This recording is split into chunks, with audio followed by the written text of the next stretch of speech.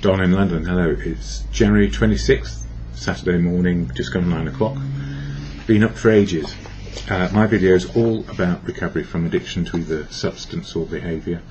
My addictive substance, alcohol, my behaviour equally addictive around people, places and things, trying to be perfect and never so, but always striving to be the best I could be, in the hope that when I got to wherever it was I was getting to, life would be okay, rather than live in the day and see how it goes, and look at it and say, yes, it has been a successful day, even though maybe some parts have been good, some parts have been bad, some parts have been ugly, and sometimes parts of them I don't cope, and when I don't cope I ask for help. That's how it works in recovery. I don't have to be the answer, I just have to be included or needed in the solution to living today. So what's being brought about this change from being an active alcoholic to a man in recovery? Just one of many. And the simple answer is with help.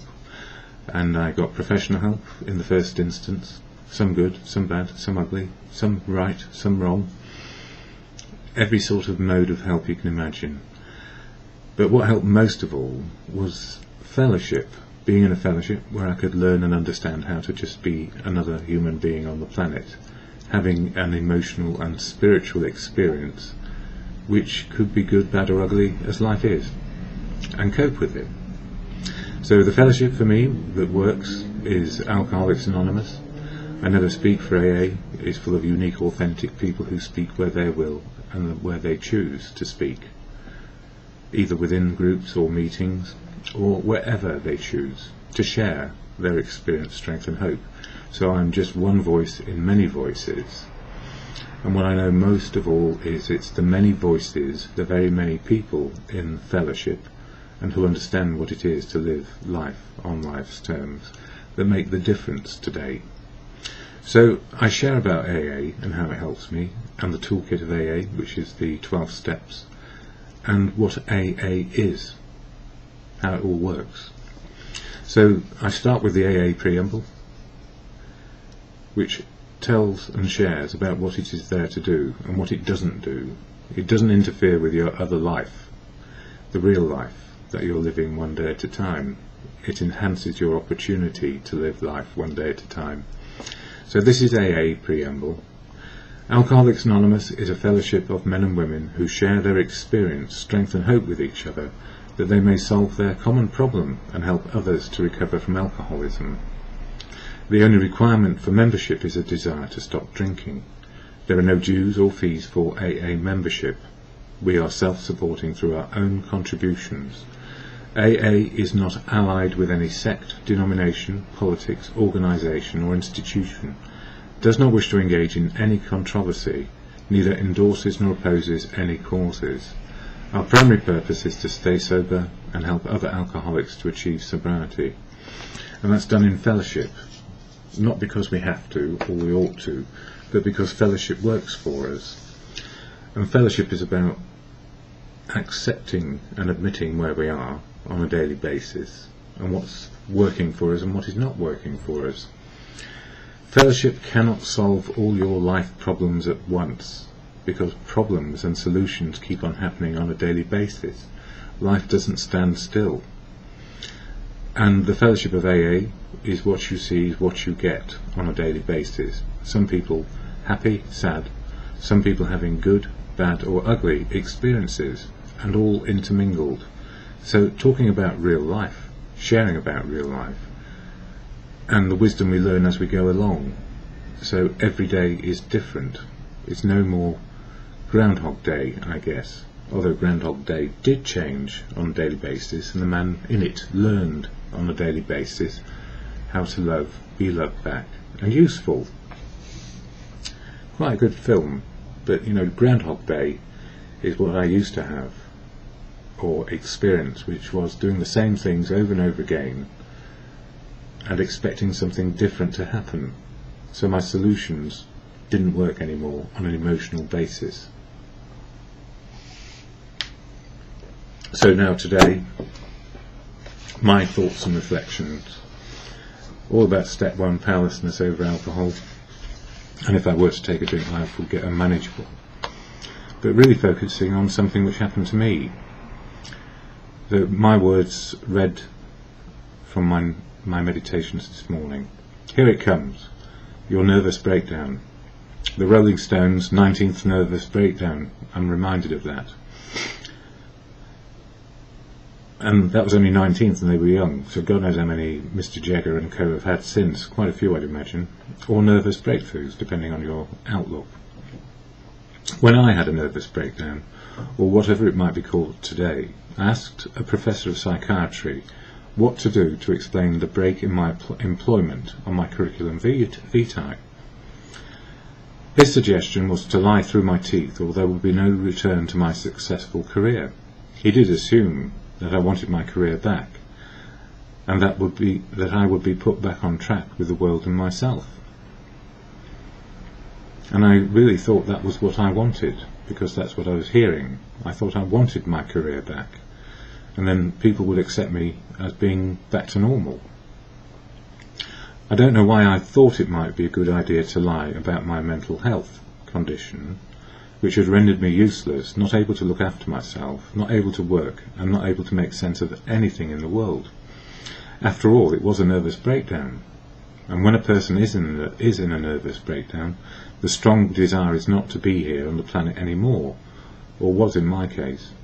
And then to try and pretend that the nervous breakdown had not happened in order to secure work again, it might seem like the only sensible thing to do, if I were able to do those jobs again.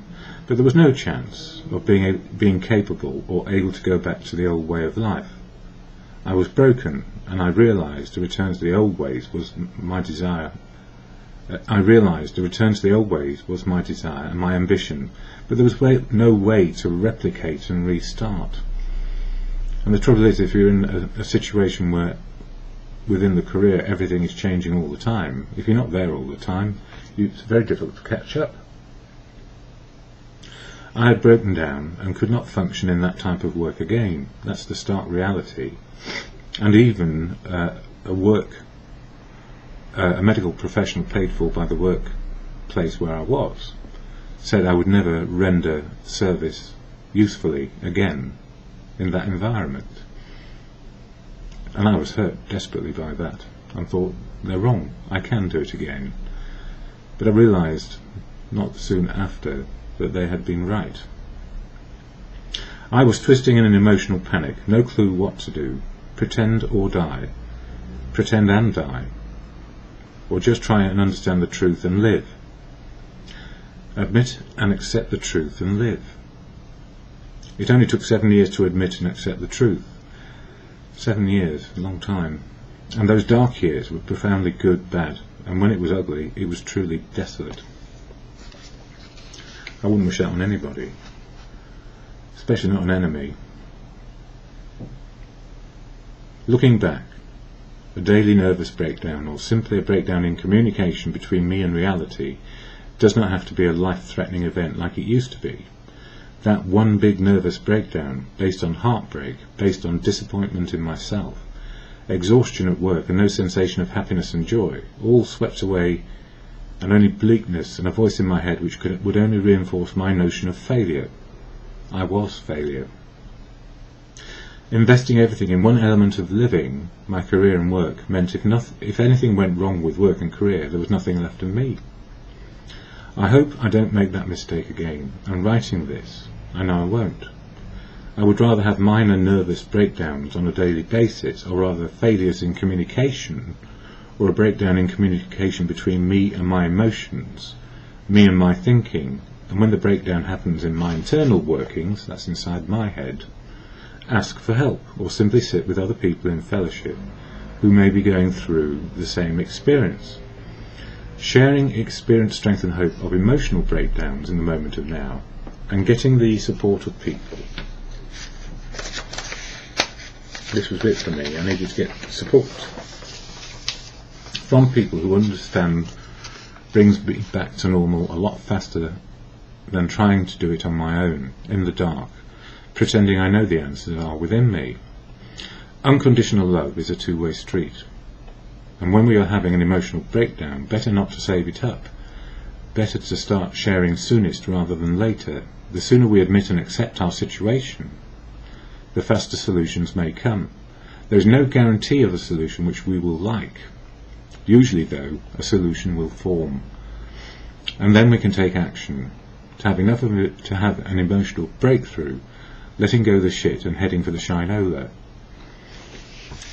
So if you've heard the expression shit or shinola, shinola was a particular type of shoe polish which made everything shiny again.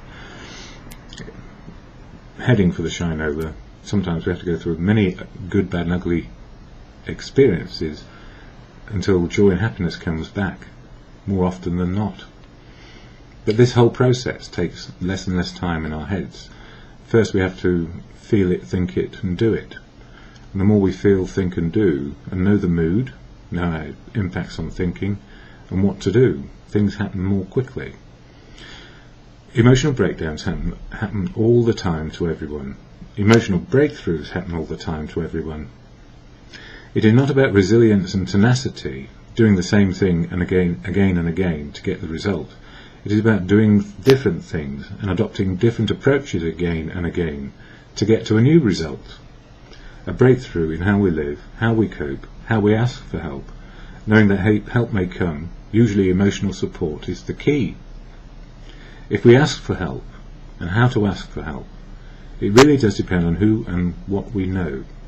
I know in fellowship there is so much wisdom available, if only I know how to ask. And the simple answer is, sharing the experience, share your strength in knowing the problem, and share that there may be someone with an answer, or simply by sharing the truth, being open, honest and willing to change, we stand a chance of hearing something to our advantage.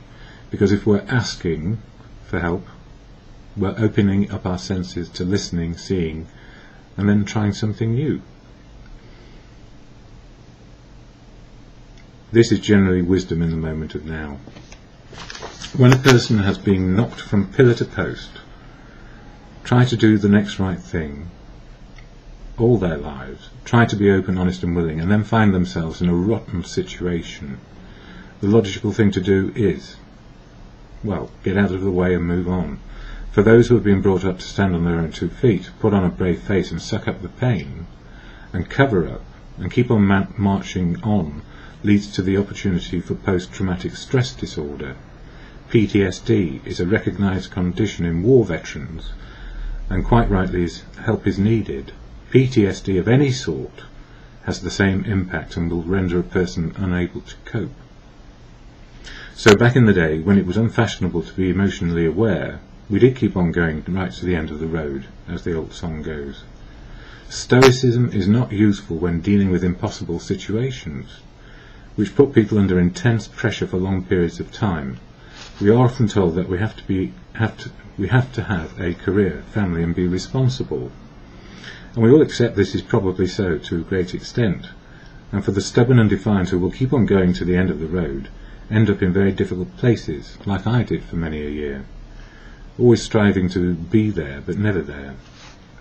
Fellowship has taught me that responsibility, accountability, living to the truth of now will stop me faster than believing in stoic ideals of persistence, tenacity and resilience, doing the wrong things generally and specifically around people, places and things. So I don't hang around in the malady of my emotional trap of being stoic and trying to do it again.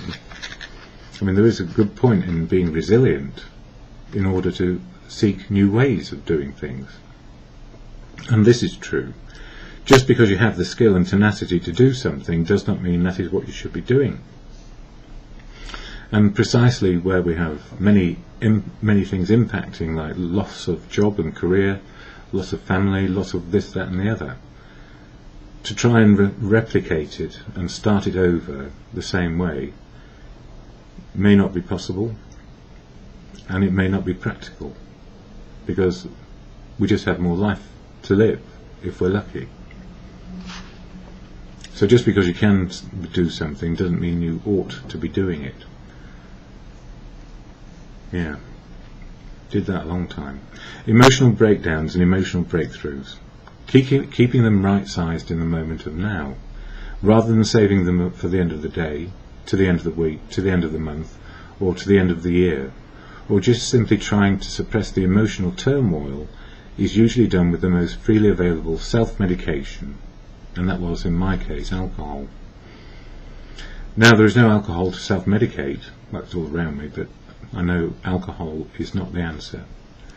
And with the toolkit of the 12 steps in the Fellowship of AA, I do not need alcohol to broker my hold on reality, or rather broker my experience of reality and being part of it. And I can cope with or not cope with it, as the case may be. With humility to ask for help, anything is possible, and first and foremost, because I am a learner and willing to ask, willing to be open, willing to be honest, asking for help is a strength and not a weakness today. So when people say, you ought to be able to do this at your age, well, the simple answer is, well, it didn't work in the past, and I have no life experience which suggests success in that area. That's why I'm asking for help. And if somebody says, well, you ought to know this, and walks off, thank God they've walked away. And if they're not walking away, maybe it's time I was. Emotionally today, how am I feeling? Well, it's still early, and nothing has gone wrong so far, other than that I haven't had time to return all the phone calls, and that bugs me a bit, or return all the emails or comments. But I hope to catch up as soon as possible. The cold weather is impacting on my bones and my nerve endings in a very unhelpful way, and that is that life is painful physically. Well, I have diabetic neuropathy, which is damage, progressive damage going on. But I hope to catch up as soon as possible, blah blah. Yes, what to do? Accept I can only do so much in one day, that I will do my best to be in touch and connected to those I love. And there's been quite a lot of sadness around. Yeah, a dear friend and fellow died a few days ago. From being alive and sober 9 years, every day they viewed had been an extra day in living. He was a gentleman and helped many with kind words and practical suggestions.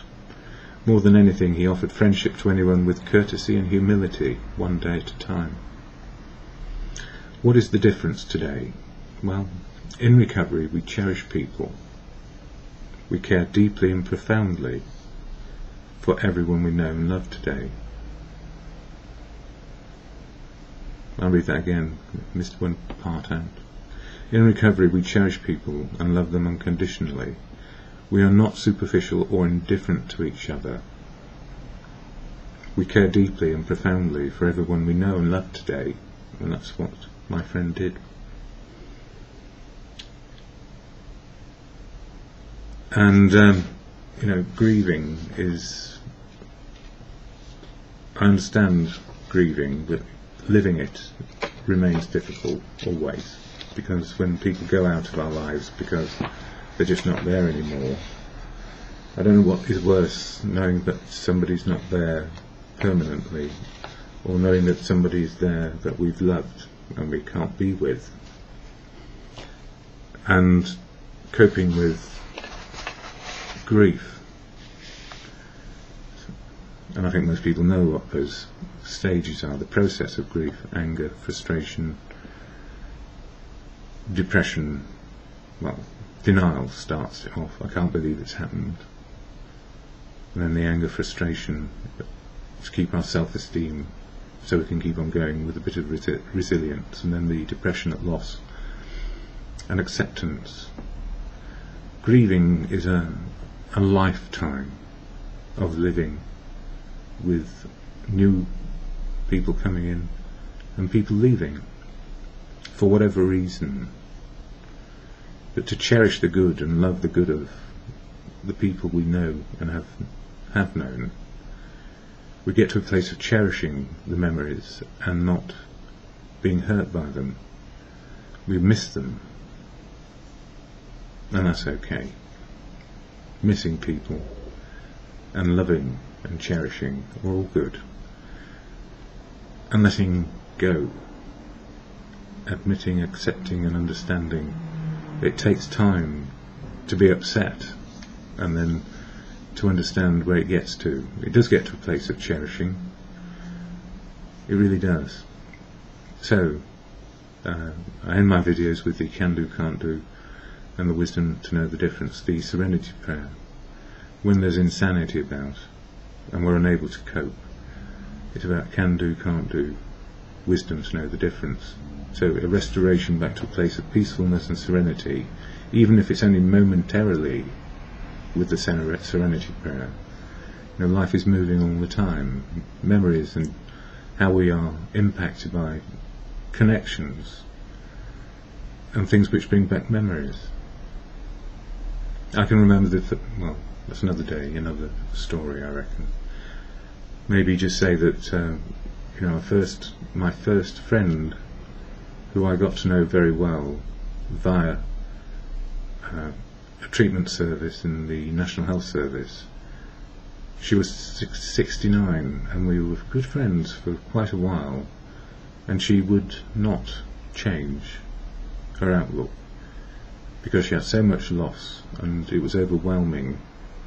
I feel that she wanted to medicate that pain away, and one day she was with us, and the next day, even with the help of doctors, and she phoned me and said, I'm okay, I'm drunk as a lord, but I'm okay. And the next day she perished. I think it was a broken heart. We all get heartbroken, and then we learn how to cherish, and that person has remained with me as a constant companion through sobriety, in memory and friendship. And I can hear a voice in my head right now saying, it's about time you shut up, isn't it? So she was stoic, and my other friend who died a few days ago was a very gentle gentleman of honour. The serenity prayer: God, or to good, depending on your own belief system. God, grant me the serenity to accept the things I cannot change, courage to change the things I can, and the wisdom to know the difference in the moment, in the minute, in the hour, and just for today.